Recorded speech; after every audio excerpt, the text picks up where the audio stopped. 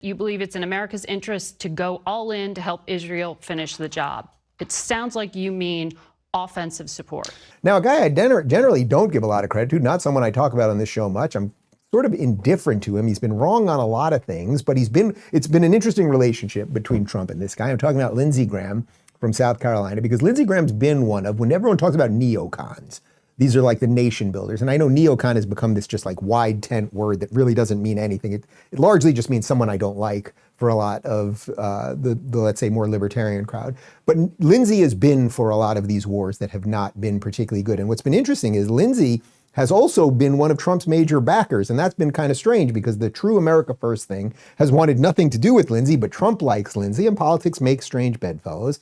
Anyway, here's Lindsey Graham talking to Margaret Brennan about how if diplomacy doesn't work, then Trump must move on this. And again, it's just interesting, because here's a guy that America First hated now arguing the Trump America First point in these, let's say, strange times. Senator Graham, you said you believe it's in America's interest to go all in to help Israel finish the job. It sounds like you mean offensive support. So the worst possible outcome for the world is for the Iranian nuclear program to survive after all this. How do you destroy their program? Through diplomacy? I prefer that, or through military action. If diplomacy is not successful and we left with the option of force, I would urge President Trump to go all in to make sure that when this operation is over, there's nothing left standing in Iran regarding their nuclear program. If that means providing bombs, provide bombs. If that means busting bombs? Whatever bombs. If it means flying with Israel, fly with Israel.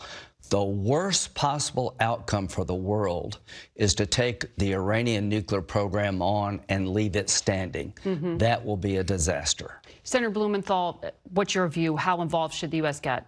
Let's begin with the basic proposition that ought to motivate American policy as well as the world's.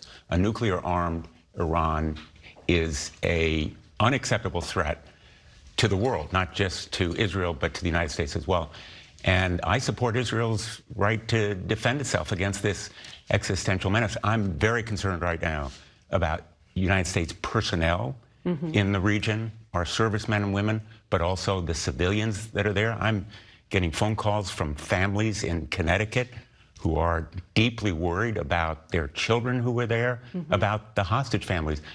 I support the president's effort to prioritize diplomacy. So whether you like Lindsey or not, or whether you think he's been wrong about a lot of these things, and I think he has, the last point there is the right one. So we're at this juncture right now. Whether you like how we got here, you don't like how we got here, you like Trump or you hate Trump, or you liked Trump 2 weeks ago and you hate him now, or any version of all of that. The juncture we are at right now is Iran is on the ropes. Everyone knows it. Israel has complete control of their skies. Like they're barely a functioning system right now. They're running out of rockets to attack back. So the last thing that you would want to happen is suddenly what the G7 guys were trying to push Trump to do, which is be like, rain Israel and enough of this. Let's see what happens.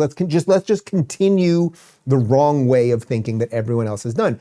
Trump is the great mover. Trump is the builder, and he's just not going to let it be.